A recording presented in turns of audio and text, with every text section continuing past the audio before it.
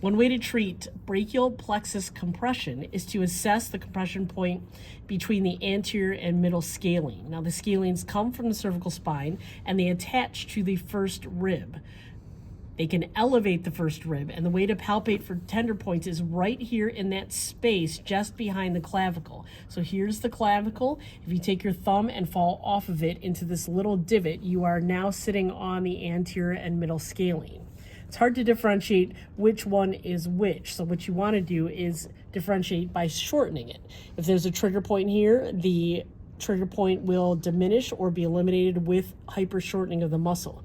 To shorten the middle scalene, you want to just do straight side bending of the cervical spine. Notice there's no rotation, it's just straight side bending.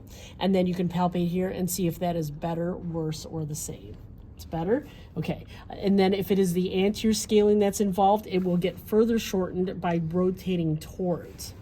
So you rotate towards and palpate in that same space to see if it's better or worse or the same. If it's better, you're going to maintain this position passively for 90 seconds.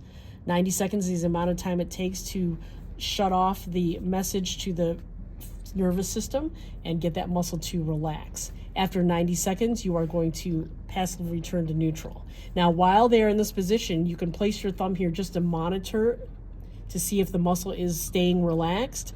You are not putting any pressure on that spot during the positional hold. Right after 90 seconds, you tell them to relax, you passively return to neutral, and then you recheck for the trigger point just behind the clavicle in that divot.